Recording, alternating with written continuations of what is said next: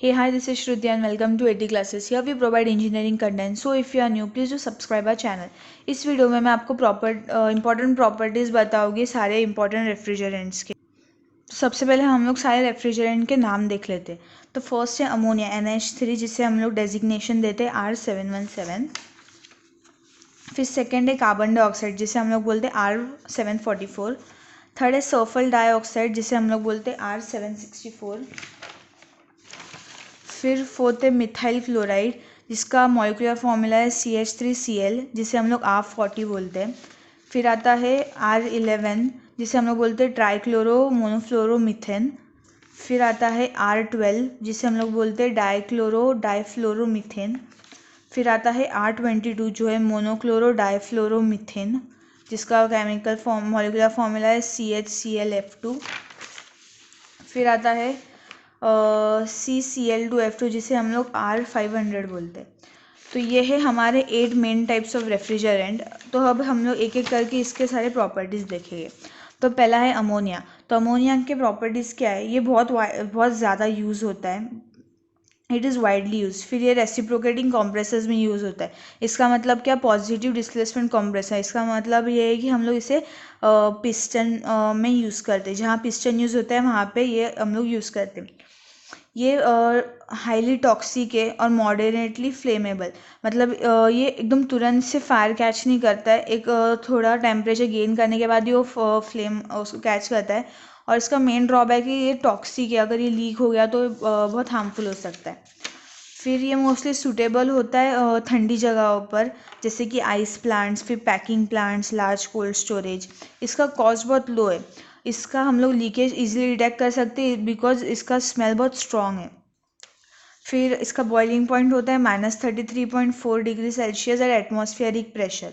इसकी वजह से क्या होता है, हमारा जो बॉइलिंग पॉइंट है वो बहुत कम है, उसकी वजह से हम लोग को बहुत लो टेम्परेचर मिल सकता है 0 डिग्री सेल्सियस पे। इसमें अगर अमोनिया जो है वो नॉन फेरस मेटल के साथ रिएक्शन करता है, जब अगर वो पानी के साथ होगा तो इसीलिए हम लोग कॉपर और ब्रास यूज़ नहीं करते, बिकॉज अगर रिएक्शन हो गया तो वो ख़राब हो सकता है या फिर हार्मफुल भी हो सकता है। फिर आता है कार्बन डाइऑक्साइड जिसे हम लोग बोलते हैं R44, उसका डेजिग्नेशन है। तो ये बहुत सेफ रेफ्रिजरेंट है। इसका मतलब अगर कोई भी रेफ्रिजरेंट सेफ़ होगा तो हमें एक बात याद रखनी है कि ये ऑर्डरलेस होता है, नॉन टॉक्सिक होता है, नॉन फ्लेमेबल होता है, नॉन करोसिव होता है। कोई भी रेफ्रिजरेंट में अगर आपने पढ़ा कि ये सिर्फ रेफ्रिजरेंट है तो आपको सेकंड पॉइंट ये मेंशन करना ही है। इसका बॉइलिंग पॉइंट भी कम है और हम लोग इसे ड्राई आइस में यूज़ करते हैं। आपने RAC में पढ़ा होगा मैन्युफैक्चरिंग ऑफ ड्राई आइस, जिसे हम मैन्युफैक्चरिंग ऑफ CO2 आइस ये हम लोग बोलते हैं। तो हम लोग इसे यूज़ करते हैं। और इसका एक प्लस पॉइंट ये है कि जब ये इसके सॉलिड स्टेट में रहता है तो ये सरफेस को वेट भी नहीं करता है, तो हम लोग इसे इजीली यूज़ कर सकते हैं। ये हम लोग यूज़ करते हैं एयर कंडीशनर्स में, जो हम लोग हॉस्पिटल्स, थिएटर्स और होटल्स में यूज़ करते हैं, बिकॉज वो बहुत बड़े होते हैं तो हम लोग वहाँ पे हम लोग यूज़ करते हैं। ये जो कार्बन डाइऑक्साइड है इसने R12 रेफ्रिजरेंट और R22 रेफ्रिजरेंट को रिप्लेस कर दिया है, बिकॉज इसका जो ऑपरेटिंग वो बेटर है और बहुत कॉस्ट भी उसका अच्छा है। फिर आता है सल्फर डाइऑक्साइड। सल्फर डाइऑक्साइड को हम लोग बोलते हैं R764। ये बहुत ओल्ड रेफ्रिजरेंट है बट इसका टॉक्सिक प्रॉपर्टी बहुत ज़्यादा, इसलिए हम लोग इसे मोस्टली यूज़ करते नहीं हैं। फिर नेक्स्ट है मिथाइल क्लोराइड जिसे हम लोग CH3Cl बोलते हैं या फिर R40 भी बोलते हैं। ये क्या होता है, ये हम लोग यूज़ नहीं करते बिकॉज ये ये इनफ्लेमेबल है, टॉक्सिक और एक्सप्लोजिव है। इनफ्लेमेबल मतलब ये तुरंत फायर कैच कर लेता है, इसीलिए हम लोग ऑब्वियस सी बात है इसको यूज़ नहीं करेंगे। फिर आता है R11 CCl3F या फिर इसका नाम है ट्राइक्लोरो मोनोफ्लोरोमीथेन। ये बहुत सेफ़ है यूज़ करने के लिए। अभी मैंने जैसे बोला, अगर सेफ़ आ गया इसका मतलब क्या, नॉन टॉक्सिक होगा, नॉन करोसिव होगा, नॉन इन्फ्लेमेबल होगा, और हम लोग इसे एयर कंडीशनिंग प्लांट्स में यूज़ करते हैं। फिर आता है डाइफ्लोरोमीथेन R12 जिसे हम लोग बोलते हैं CClF2। ये बहुत ज़्यादा हम लोग यूज़ करते हैं बिकॉज ये ऑब्वियसली ये सेफ़ होगा इसलिए यूज़ करते हैं, और इसके सारे प्रॉब्लम, ये कलरलेस है, ऑर्डरलेस है और सेफ़ है। और सेफ़ है मतलब नॉन टॉक्सिक है, नॉन इन्फ्लेमेबल है, नॉन एक्सक्लूसिव है, और ये हम लोग कोई भी टाइप के कंप्रेसर्स में यूज़ कर सकते हैं। फिर आता है R22। Monochloro difluoromethane CHClF2। ये स्टेबल रहता है, ये स्टेबल होता है और सेफ़ होता है, इसे केमिकल प्रॉपर्टीज़ चेंज नहीं होती है। फिर ये हम लोग AC plants, frozen food plants में यूज़ कर सकते हैं बिकॉज इसका टेम्परेचर हम लोग लो मेंटेन कर सकते हैं। इसका जो मेन पार्ट है जो बाकी रेफ्रिजरेंट में नहीं है वो ये है कि ये ना ऑयल के साथ मिक्स होता है जब ये कंडेंसर के प्रेशर के साथ होता है, और वो सेपरेट होता है जब लो इवेपोरेटर टेम्परेचर होता है।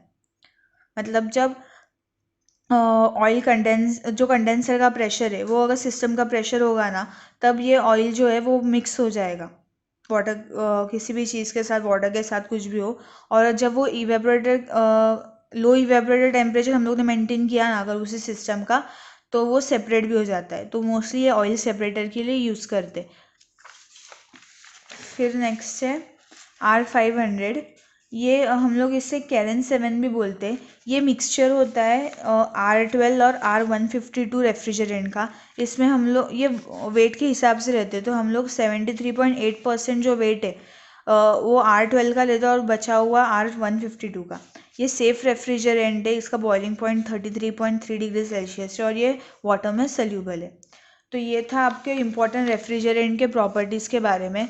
अगर आपको ये क्वेश्चन एग्जाम में पूछा जाए तो आप सारे 8 नेम्स लिखने के बाद उनका छोटा छोटा डिस्क्रिप्शन लिखोगे, मतलब उसके प्रॉपर्टीज़ क्या है, उसका बॉइलिंग पॉइंट अगर आपको याद रहा वो, फिर वो इनफ्लेमेबल है, फ्लेमेबल है, उसकी प्रॉपर्टीज़ क्या है, वो कितना इजीली यूज़ कर सकती है, अगर आप लिखोगे तो आपको इजीली मार्क्स मिल जाएंगे। तो अगर आपको ये वीडियो अच्छा लगा हो तो प्लीज़ आप do like, subscribe and share. हमने हमारे चैनल पे मैकेनिकल के और भी वीडियोस पोस्ट किए, तो प्लीज़ आप जाके उन्हें भी चेक करना। अगर आपको ये नोट्स का PDF चाहिए तो आप हमें इंस्टाग्राम पे DM कर सकते हो, मैं डिस्क्रिप्शन में इंस्टाग्राम के अकाउंट का नाम लिख दूँगी। तो please keep supporting and thank you.